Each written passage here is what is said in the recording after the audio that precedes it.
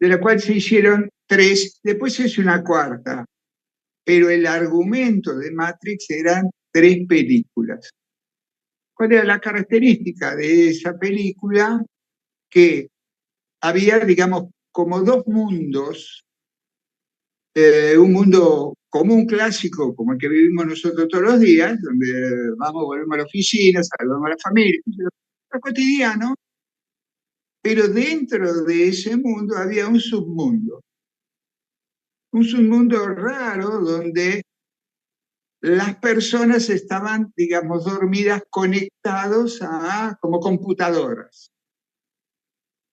Y en realidad, las personas que estaban dormidas en las computadoras, en realidad eran los únicos seres vivos, en cierto sentido. Los otros, la gente común, en realidad, vivía en una matrix. O sea, vivía en este espacio que nosotros vivimos, pero en realidad no éramos los seres originales. Éramos como si fuéramos robots o como si fuéramos humanos engañados viviendo un mundo que no era real. Si lo pensamos un poco, este tema no es nuevo. Por ejemplo, Platón, un señor griego muy antiguo, de muchos años, decía que nosotros los humanos vivíamos mirando la sombra nuestra en una cueva. Cueva es lugar de encierro, límite o matriz. ¿Ok? O sea que ya desde la época de los griegos se planteaba eso, pero podemos ir inclusive más atrás y voy a dar una explicación que está escrito en el texto bíblico, Antiguo Testamento, que es así: Dios crea a un ser que se llamó Adán. En el texto, con la lectura cabalística, si no esto no se lee, con la lectura cabalística, Adán era un ser de luz. O sea, no tenía un cuerpo físico de carne y hueso. En el origen, en el diseño original, Adán tenía una serie de poderes y vivía, digamos, con un cuerpo de luz. Por determinadas circunstancias que están en el texto, Adán pasa a tener cuerpo de carne, junto con el nacimiento de Eva, su compañera. Pero acá, este texto es literal, les aclaro, en el texto es así: Adán bien tiene el cuerpo de luz, le hace un reclamo a Dios, le pide algo que quiere, bueno, y Dios lo pone en estado de sueño a Adán. Esto es texto. Y a partir de ahí, Adán recibe un cuerpo de carne.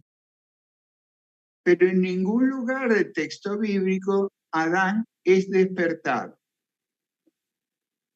¿Qué quiero decir? Que si hacemos referencia de la película Matrix, ahí vamos a encontrar disimulado, disfrazado de cables, ruidos, peleas y luchas, muy típico de las series norteamericanas, pero en realidad están planteando lo mismo, como que el ser verdadero que somos, lo que también aceptamos como nuestra alma, en realidad durante la encarnación está como dormida. Y es el humano el que parecería ser el que está vivo y es el que parecería ser que es el que toma las decisiones durante el tiempo de la encarnación. ¿Por qué llamarlo Matrix? ¿Por qué el Matrix de la película? Porque en realidad el concepto de matriz, en vez de terminar con X, termina con Z, es lo mismo. El concepto de matriz tiene una serie de características que se usan hace muchos siglos en el pensamiento científico para tratar de entender lo esencial de un objeto o de una materia, o de una acción también. Quiero decir, objeto, materia o acción solo es una consecuencia. Por lo tanto, lo que origina esa acción objeto o materia o representación, en realidad es un resultado. No es el motivador, sino es la consecuencia. Y toma referencia a una frase bastante común que conocemos, aquello dice ley de causa y consecuencia, que en realidad habría que describirlo como ley de intención y resultado, o intencionalidad o deseo y producto, que podría ser más comprensible. De todas formas, ahí encontramos esto como una matriz. Si nosotros aceptamos, pero no reflexionamos, que ese es nuestro error, pero si aceptamos que todo es causa y consecuencia, como una ley universal de la vida del humano, estamos aceptando una matriz de forma de vida que dice que lo que yo imagino, luego lo voy a convertir en un pensamiento para alcanzar lo que imagino, y muchas veces termina siendo un resultado. Acá, como vemos, hay 3 elementos en este procedimiento: una imagen, un deseo, un razonamiento, donde ahí en esa etapa de razonamiento analizamos las opciones concretas posibles, y luego que las encontré, voy a buscar un resultado. Este es el concepto de ciencia moderna, lo piensa así, o sea que vemos, aparece una matriz trinitaria. Bueno, si lo llevamos esto mismo de lo trinitario, o sea, 3 elementos que tienen que ver con un inicio y una completud, un logro, lo vamos a ver, por ejemplo, en la estructura matemática de la ciencia, donde dice que yo planteo una hipótesis, algo que puede ser. Luego planteo una tesis que sería cómo comprobar si lo que yo planteo puede ser verdad o no. Y luego un resultado. Estos 3 elementos, si se van concatenando hasta lograr el resultado que lo corrobore, se llama pensamiento científico. Quiero decir que no es necesario ser un científico para eso. Sencillamente a veces tengo ganas de algo, quiero algo, deseo algo, imagino obtener algo, analizo el entorno, las circunstancias, el dinero, lo que fuera que necesito para lograrlo, y si reúne suficiente posibilidad, hoy lo compro y lo logré. Pero la pregunta es, ¿y el alma? Porque hasta acá no estoy hablando del alma, parecería que no. Pero ¿qué sucede? En primer lugar, ya tenemos en la Biblia una matriz. Dios crea, Dios tiene su imagen, su idea, su fantasía, si quieres llamarlo así, de crear un mundo y crear un ser que viva en un mundo. Bueno, ya tenemos la primera de los 3 elementos. El segundo de los elementos es crea un ser, pero puramente de energía. Y después a ese ser lo convierte en un ser humano, de carne y hueso. Y por supuesto crea toda la encarnación, la tierra, los universos para que se pueda vivir. Acá nos preguntamos hasta qué punto nosotros tenemos, aunque sea la picardía, de ponernos a pensar nosotros en estos 3 elementos de la matriz originaria. A ver, las iglesias suelen nombrando como, lo conocemos como Padre, Hijo y Espíritu Santo, que en realidad el orden correcto sería Padre, Espíritu Santo y como resultado el Hijo. Al estar cambiado el orden, también nosotros nos perdemos la opción de incorporar esta forma de razonar nuestra vida y nuestros deseos y nuestros proyectos como para poder encaminarlos a los logros.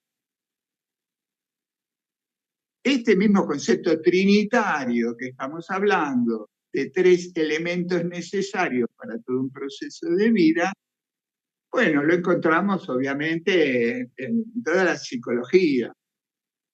Digamos, si alguna vez escucharon algo de Freud, Freud dice que la persona está compuesta de un ello, un yo y un superyo. O sea, 3 elementos, ninguno externo, todos internos. Si quieren pensar en la ciencia biológica, bueno, la medicina dice que tenemos 3 cerebros que funcionan distintos cada uno de nuestros cerebros. Y si quieren seguir buscando esta trinidad, aparece de muchas y diferentes formas en diferentes tipos de pensamiento filosófico, religioso y también en el pensamiento científico.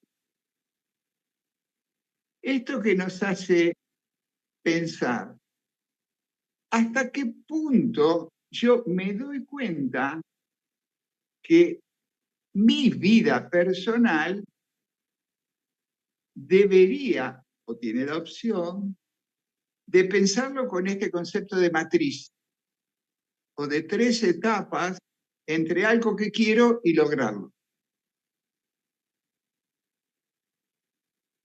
Pero claro, esto funciona, les aclaro, en el mundo común, cotidiano. En el ser humano funciona, si lo usamos, funciona. No quiere decir que vamos a tener el logro, pero obviamente si somos capaces de pensar esto en los 3 tiempos, tenemos opciones cuando decimos que puede ser de alcanzarlo. Y también la gran opción de entender que no puede ser porque no tengo los elementos y puedo abandonar esa idea que no puede ser, faltarán elementos, y encontrar otro deseo, otra idea que quizás sí lo pueda lograr. Piensen cuán frustrante es elegir una búsqueda de un deseo para un logro cuando no tengo las herramientas o las circunstancias, las capacidades. En cambio, anticipar ese esfuerzo inútil, dándome cuenta que me faltan cosas, me da pie para que busque otro deseo o imaginar otras circunstancias. Y quizá estas sí se den los elementos o la capacidad o lo que fuera, la colaboración para lo. Sería una fórmula feliz para vivir. Bueno, pero ¿y el alma? Si lo pensamos en este proceso, hay una enseñanza cabalística que dice que Dios ha creado este universo, al ser humano y al universo donde el ser humano vive, lo ha creado con 3 elementos. Y los 3 elementos son, en primer lugar, una idea. En segundo lugar, un libro. Y en tercer lugar, una historia. No estamos hablando de la vida humana, en este caso. Estamos hablando de un manual del recorrido de nuestra alma según el plan de Dios. Aunque ese manual está escrito para que el humano que nosotros somos durante la encarnación entienda cómo hacer para que el alma haga el curso que viene a hacer en cada encarnación, ya es un gran paso. Si lo pensamos un poquito, no es que ser espiritual es alimentar nuestra alma. Esa es una Es una berretada de nosotros los humanos. Porque voy a la iglesia todos los fines de semana, voy a la iglesia, mi alma está muy contenta. Es ingenuo pensarlo así. Piense que este ser, que nosotros lo nombramos como mi alma, en primer lugar, no viene a la encarnación a obtener logros materiales, satisfacciones materiales de cualquier otro. No es que el alma nuestra viene a la encarnación para ser famoso,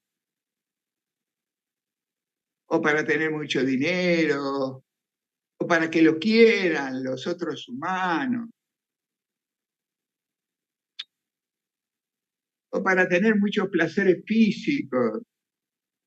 No, todos esos valores que hacen a la forma como intentamos vivir tienen que ver con el mamífero humano que somos nosotros. El alma no tiene esas necesidades ni tiene esas búsquedas. Recordemos que el alma, si tomamos la referencia de Adán, nuestra alma es un ser de energía,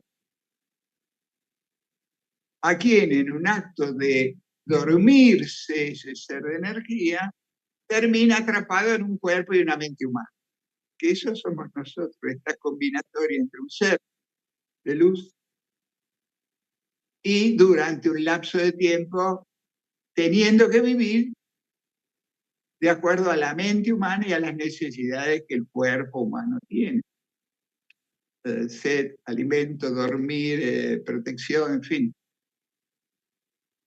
Todas cuestiones que para el alma son intrascendentes, no las necesita, no tiene nada que ver.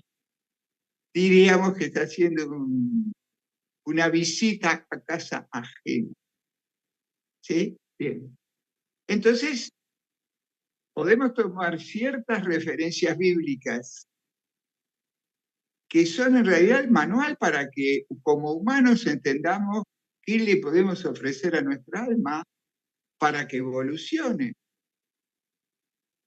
¿Por qué? Porque durante el tiempo de la encarnación, el alma está atrapada en la voluntad humana. Vive en la casa del humano, las formas de pensamiento y los deseos y demás del humano son los que rigen la vida que tenemos, por lo tanto el alma está en casa ajena cuando encarna. Para algunos que han logrado por diferentes caminos entender que el alma nuestra, al ser eterna, es mucho más importante que nuestra mente humana, todas esas personas han tratado y siguen tratando de encontrar caminos posibles, primero para entender cuál es la actividad humana que al mismo tiempo complace a nuestra alma. Y este criterio de entender la vida humana, no como humano, no para el placer humano que somos temporariamente, sino para tratar de entender qué tipo de opciones tenemos durante la encarnación como humanos para encontrar cuál es el plan que la encarnación representa para nuestra alma. Porque ese plan permitirá unir lo que hago todos los días como persona con una opción de ofrecerle a mi alma una serie de aprendizajes que vino a hacer. Diríamos que es una postura como que trato de conciliar mi bienestar humano con el bienestar de mi invitado, mi alma. entendiendo que mi invitado viene de otra dimensión, tiene otro tipo de necesidades distintas a las mías, y lo que es determinado tipo de experiencias que yo le ofrezco, que no son tanto para satisfacerme a mí, sino para complacerla a él. Esta va a ser un modo de las próximas charlas que yo voy a usar en estas conversaciones que tenemos los martes para ir analizando y despertando lo que se llama la conciencia. El despertar de la conciencia es, durante la encarnación, obviamente, que yo como humano empiece a entender qué tipo de experiencias yo puedo hacer que son necesarias para la evolución de mi alma. ¿Sí? En este sentido, es que en cada charla subsiguiente iré explicando ciertas cuestiones que nosotros las conocemos de un modo y que en realidad son de otro modo. Para nosotros como humanos son como las conocemos, ¿sí? O sea, eso no lo cambio, pero que no les sirven, no son ni positivas ni negativas, en realidad son negativas para el alma, pero no les sirven. Y si lo invité en esta encarnación a que venga a casa, lo menos que puedo hacer es agasajarlo, tratarlo mejor y darle algunos gustos, ¿vio? De algún modo, esto está escrito de muchas y variadas formas en el manual de instrucciones que conocemos como Biblia Antigua, Torá en hebreo, o Pentateuco, o Antiguo Testamento, como quieran. ¿Sí? Bueno, quiero decir con esto, seguiremos con este caminito en las próximas charlas de los martes. Gracias por estar ahí presentes, escuchándome. Le hace bien a mi ego, le aclaro. Pero bueno, también hay que alimentarlo. Hasta pronto.